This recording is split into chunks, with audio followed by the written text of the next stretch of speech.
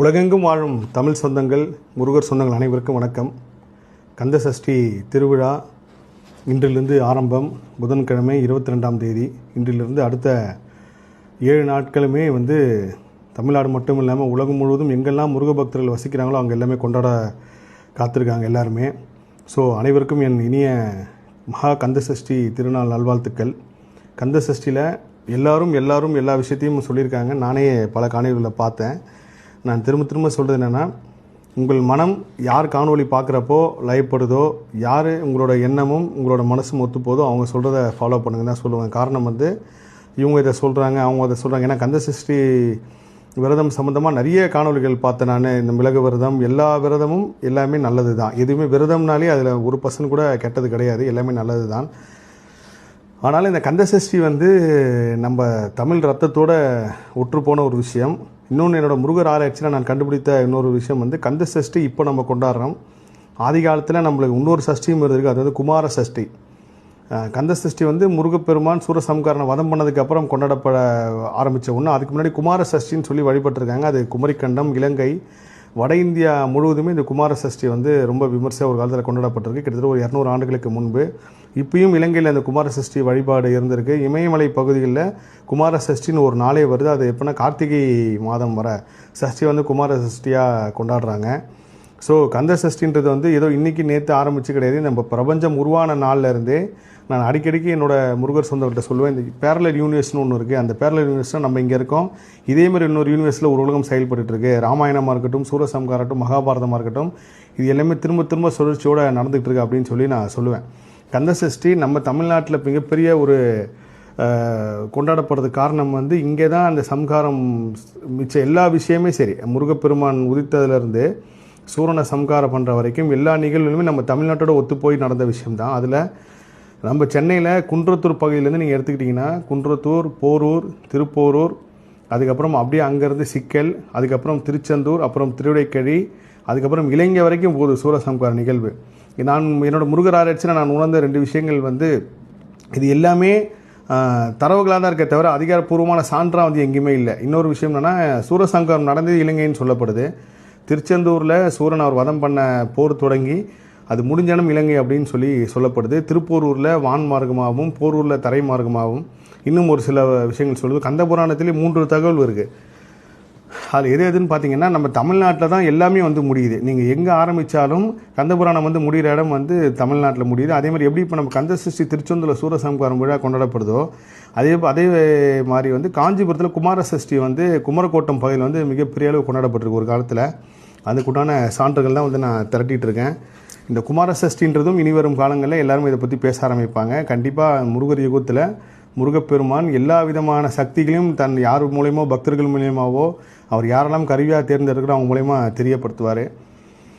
முதல் விஷயம் இந்த சஷ்டி விரதம். இந்த சஷ்டி விரதம் எப்படி இருக்கணும்? 48 நாள் விரதம் இருக்கலாமா, இல்லை 6 நாள் இருக்கலாமா, இல்லை 6ஆவது நாள் இருக்கலாமா, இல்லை 7 நாள் திருக்கல்யாணம் வரைக்கும் இருக்கலாமா அப்படின்னு எத்தனையோ சந்தேகங்கள், கேள்விகள் முருக பக்தர்கள் மத்தியில் வந்துக்கிட்டே இருக்குது. இது இன்றைக்கி நேற்று இல்லை, இந்த பிரபஞ்சம் தோன்றினே பக்தி சார்ந்த விஷயங்களுக்கு என்றைக்குமே ஒரு தெளிவு கிடைக்காது. இது சரியா, அது தவறா, இவங்க சொல்கிறது கேட்கலாமா, அவங்க சொல்கிறது கேட்கலாமா. ஏன்னா மகாபாரதத்திலேயே கிருஷ்ணர் பலவிதமான குழப்பங்களுக்கு பதில் சொல்லியிருக்காரு. அப்போ அவரே என்ன சொல்கிறார் பகவத்கீதையில், மனிதனுக்கு ஏற்படுற குழப்பங்களும் கேள்விகளுக்கும் என்றைக்குமே பதில் கிடைக்கிறது அவ்வளோ கஷ்டம். அதுவும் இந்த கலியுகத்தில் கடைசி வரைக்கும் மனிதன் கேள்வி கேட்டு குழப்பத்தில் தான் இருப்பான்ட்டு. அதனால் இந்த அடியனுக்கு தெரிஞ்ச ஒரு சில விரத முறைகள் நான் சொல்கிறேன். முதல் விஷயம், நான் கர்மாராய்ச்சியிலையும் முருகர் ஆட்சியும் உணர்ந்த விஷயம் என்னென்னா, பாதாள புவனேஸ்வர் இமயமலை போனதுக்கப்புறம் நான் உணர்ந்த விஷயங்கள் தான் இது. ஃபஸ்ட்டு விஷயம் நீங்கள் விரதம் இருக்கிறது இது எல்லாமே ஊழ்வினை கர்மவினை மாற்றத்துக்காக தான்.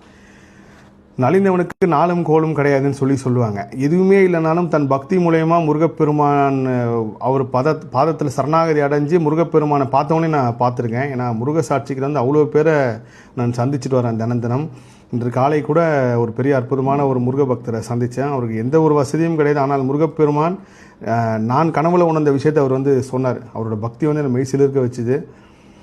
முதல் விஷயம் விரதம் நீங்கள் இருங்க, இல்லாமல் போங்க. இது எல்லாமே உங்களோட ஊழ்வினை கர்மவினையோட தாக்கத்தை குறைக்கிறதுக்கும் அதனால் ஏற்படும் பாதிப்புகளை குறைக்கிறதுக்கும் தான். இதில் எல்லாருமே எல்லா விரதத்தையும் சொல்லியிருக்காங்க. நான் சொல்ல வர்றது என்னென்னா, உங்களோட மனம் என்ன சொல்லுதோ, ஏன்னா உங்கள் மனம் நல்லா இருந்தால் மட்டும்தான் உடல் பலம் கிடைக்கும். உங்கள் மனோபலம் நல்லா இருந்துச்சு உங்கள் மனபலம் வந்து 6 நாளும் நான் வெறும் தண்ணி மட்டும் குடிப்பேன், குடிச்சிட்டு இருப்பேன் அப்படின்னு உங்கள் மனம் தயாராகிடுச்சினாலே நீங்கள் எந்த விரதம்னாலும் இருக்கலாம். இல்லை எனக்கு வந்து சுகர் இருக்குது, பிபி இருக்குது, நான் கரெக்டாக மாத்திரை போடணும், எனக்கு இது வந்து இந்த விரத முறை இல்லை அப்படின்னா நீங்கள் வருத்தப்படாதீங்க. ஐயோ மற்றவங்கள மாதிரி நம்ம விரதம் இருக்க முடியலையே, அப்போ அவங்களுக்கு தான் முருகர் கொடுப்பாரா, நம்மளுக்கு முருகர் கொடுக்க மாட்டாரா அப்படின்ற ஒரு சந்தேகத்தோடு இருக்காதீங்க. குறிப்பாக இந்த காணொலியில் நான் சொல்ல ஒரு விஷயம் இதுதான். உங்களால் விரதம் இருக்க முடியுது, என்னால் 6 நாளுமே சாப்பிடாமல் இருக்க முடியும், மிளகு விரதமாக இருக்கட்டும், இல்லை வெறும் பால் பழம் மட்டும் சாப்பிட்டா இருக்கட்டும், இல்லை ஒருவேளை சாப்பிட்டு இருக்க முடியும்னா அதுக்கு உங்கள் மனம் தயாராகிடுச்சுன்னா கண்டிப்பாக நீங்கள் இருங்க. அப்போ உங்கள் உடலும் ஒத்துழைக்கும். என்னால் முடியலன்றவங்க எந்த கவலையும் படாதீங்க. 6வது நாள் சூரசம்காரம் அன்னிக்க கூட உங்களால் முடிஞ்சால் இருங்கன்னு தான் நான் சொல்லுவேன். இப்போ நான் வந்து 6வது நாள் சூரசம்காரம் முடிஞ்சதுக்கப்புறம் தான் குளிச்சுட்டு சாமி கும்பிட்டுட்டு சாப்பிடுவேன். இப்போ இதில் இந்த குளிக்கிறது கூட ஒரு பெரிய சர்ச்சையை வந்து பல காணொளிகள் பார்த்தேன். எனக்கு என்றைக்குமே வந்து கலியுகத்தில் வந்து பக்தி மார்க்கம் வந்து ஒரு குழப்பமான மார்க்கம் தான் இருக்கும். கறி சாப்பிடலாமா வேண்டாமா, கறி சாப்பிட்றவங்கள பார்த்தா தாழ்வாகவும் கறி சாப்பிட்றவங்கள பார்த்தா உயரவும் பார்க்குற சூழ்நிலை எப்பயுமே இருக்குது. ஸோ அசைவத்துக்கும் பக்திக்கும் சம்மந்தமே கிடையாது. அசைவத்துக்கும் ஊழ்வினைக்கும் கர்மவினைக்கும் மட்டும்தான் சம்மந்தம் இருக்குது. இறைவன் வந்து உங்கள் உள்ளத்தை தான் பார்க்குறாரு. உங்கள் உள்ளத்தில் இறைவனை எந்த இடத்துல வச்சுருக்கீங்க, எந்த அளவுக்கு நீங்கள் சிம்மாசனம் போட்டு உட்கார வச்சுருக்கீங்க, எவ்வளோ சூழ்நிலை வந்தாலும் சமமான மனநிலையிலிருந்து இறைவனை பார்க்குறீங்களான்னு மட்டும்தான் இறைவன் பார்ப்பாரே தவிர, நீங்கள் கறி சாப்பிட்றீங்களா, மீன் சாப்பிட்றீங்களா, முட்டை சாப்பிட்றீங்களா, எந்த இறைவனும் பார்க்குறது கிடையாது. எந்த தெய்வமாக இருந்தாலும் சரி, நம்ம வணங்கக்கூடிய சில எத்தனையோ ஒரு தெய்வங்களை வந்து வெளி மாநிலங்கள் வெளிநாட்டில் வந்து அது ஒரு உணவுப் பொருளாக பார்க்குற வழக்கமும் இருக்குது. ஸோ கலியுகத்தில் எல்லாமே சமமாக இருக்கும். அப்படி இருக்கும்போது ஏன் முருகர் யுகம் ஆரம்பம் கலியுகத்துக்கு உண்டான தெய்வம் கந்தப்பெருமான் சொல்கிறோம் அப்படின்னா, முருகர் மட்டும்தான் சமமான கடவுள்.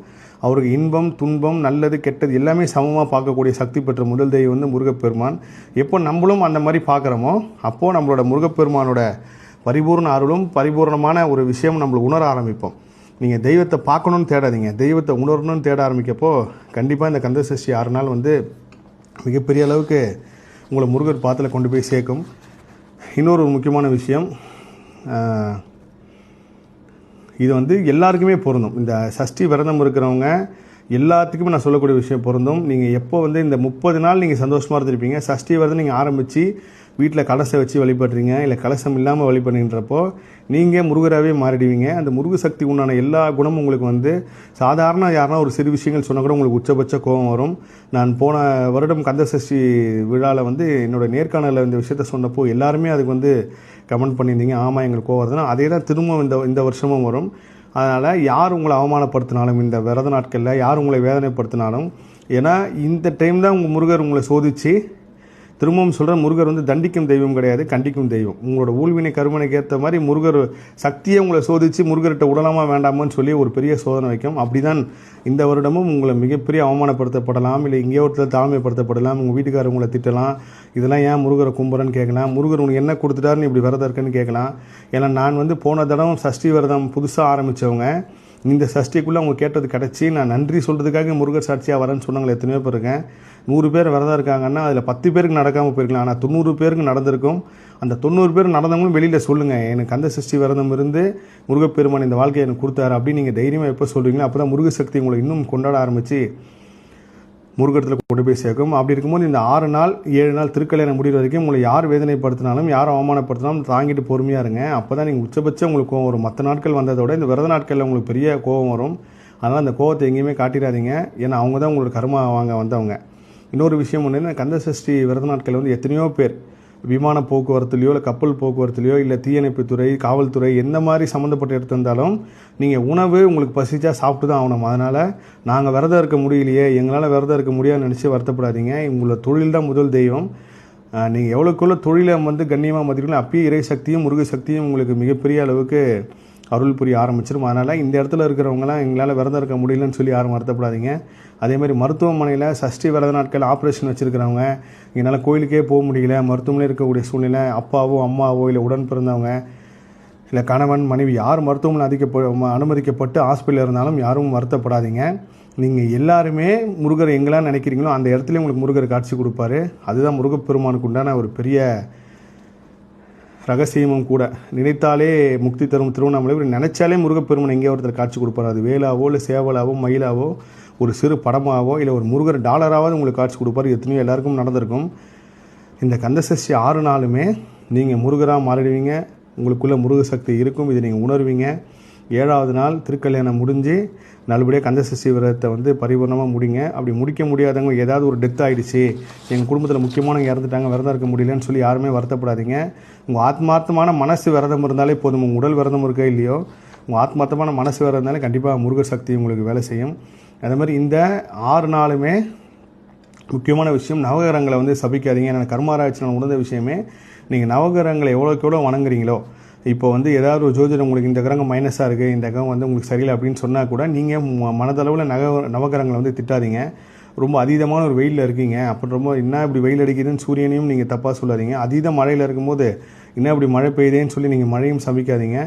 இயற்கையும் நவகிரகமும் நீங்கள் எவ்வளோக்கெவ்வளோ வாழ்த்தி வணங்குறீங்களோ அவ்வளோக்கெவ்வளோ உங்களுடைய ஊழ்வினை கர்மனை எவ்வளோ மோசமாக இருந்தாலும் இந்த இயற்கை சக்தியும் நவகிரக சக்தியும் உங்களை வாழ்த்தும். ஏன்னால் இதுதான் மிகப்பெரிய இயற்கை ரகசியம். நான் வந்து உணர்ந்த விஷயங்கள் எல்லாமே 1, 2 மட்டும்தான் சொல்ல முடியுதே தவிர எல்லாத்தையும் எல்லா இடத்துலையும் சொல்லிட முடியல. அதுக்கு ஒரு மிகப்பெரிய உதாரணம் வந்து இந்த மகாலட்சுமி தெய்வ குழந்தைக்கு 16ஆம் தேதி மிஷின் கொடுத்துன்னு எவ்வளவோ முயற்சி பண்ணி எல்லாமே ரெடி ஆகிடுச்சு, பணம் கட்டியாச்சு, மிஷின் கொடியேற அமைச்சிட்டாங்க. ஆனால் கடைசியில் அது இங்கே டெல்லியிலேருந்து சென்னை வந்து சேர்த்துக்கு முடியல.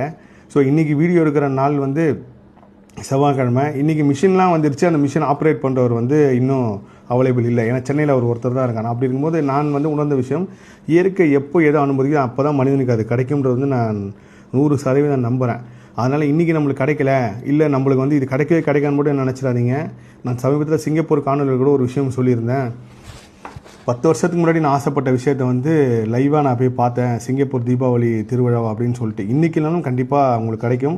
இந்த 6 நாளுமே உங்கள் தாய் தந்தையரை நீங்கள் எந்த இடத்துலையும் திட்டிடாதீங்க. வருஷம் ஃபுல்லாகவே நீங்கள் ஆயுள் முழுவதுமே தாய் தந்தையை மதிக்கணும், வணங்கணும்.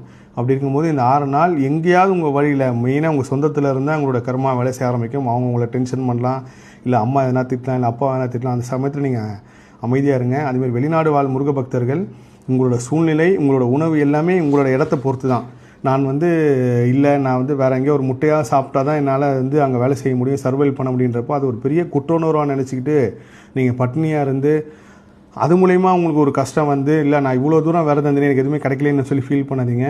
உணவு அவர் விருப்பம், அவரோட சூழ்நிலைக்கு ஏற்ற மாதிரி தான். ஒரு இடத்துல சோறே கிடைக்கல, கறி தான் சாப்பிடணுன்றக்கப்போ மனிதன் வந்து அவனோட மனத்தை பொறுத்து இருக்குது, சாப்பிடாது.